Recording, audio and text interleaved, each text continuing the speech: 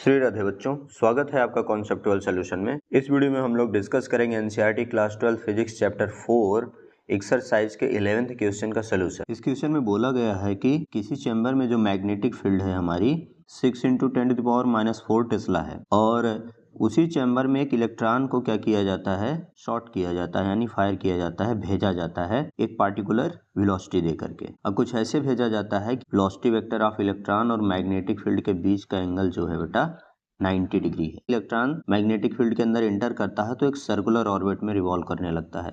तो हमको ये बताना है कि इलेक्ट्रॉन सर्कुलर ऑर्बिट में रिवॉल्व क्यों करेगा।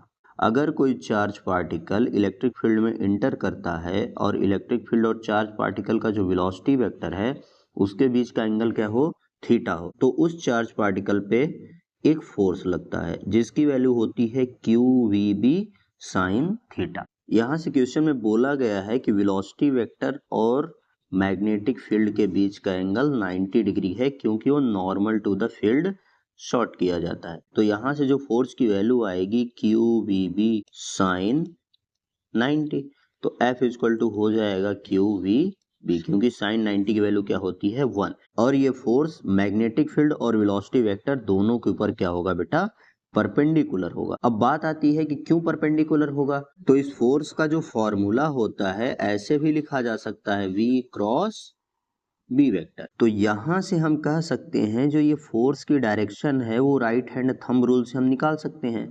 और राइट हैंड थंब रूल में आप ध्यान से देखोगे तो पहले वेक्टर पे आप दाहिने हाथ की उंगली रखोगे, दूसरे वेक्टर की ओर ले जाओगे तो आपका थंब ऑलरेडी ऊपर की ओर आएगा, ठीक ना। यानी इस पे भी 90 डिग्री का एंगल बनाएगा और वेलोसिटी पे भी 90 डिग्री का एंगल बनाएगा। और हमेशा याद रखिए क्रॉस प्रोडक्ट की डायरेक्शन दोनों वेक्टर पे परपेंडिकुलर होती है। तो यहां से हम कह सकते हैं वेलोसिटी वेक्टर और फोर्स के बीच का एंगल क्या है, 90 डिग्री। ये बात हमको पता है कि अगर वेलोसिटी और फोर्स के बीच का एंगल 90 डिग्री हो जाए तो ऑब्जेक्ट हमेशा सर्कुलर पाथ में मूव करेगा।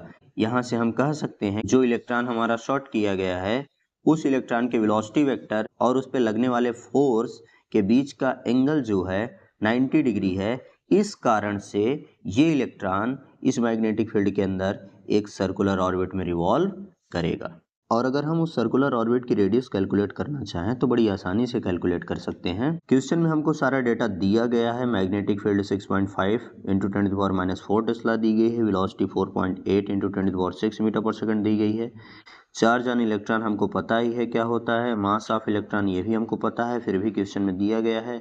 अब ये सारी वैल्यूज उठा करके हम यहाँ पे पुटअप कर देते हैं।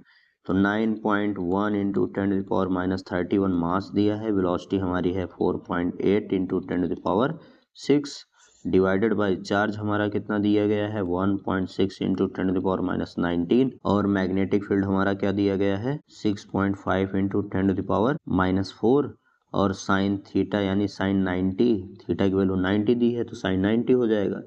अब यहाँ से इसको हम कैलकुलेट कर लेंगे तो हमारा आंसर आ जाएगा। कैलकुलेट करने पे रेडियस जो हमारी आएगी 4.2 सेंटीमीटर। आई होप ये वैल्यू आप सिंप्लीफाई कर लेंगे, नहीं कर पाएंगे तो आप कमेंट करिएगा।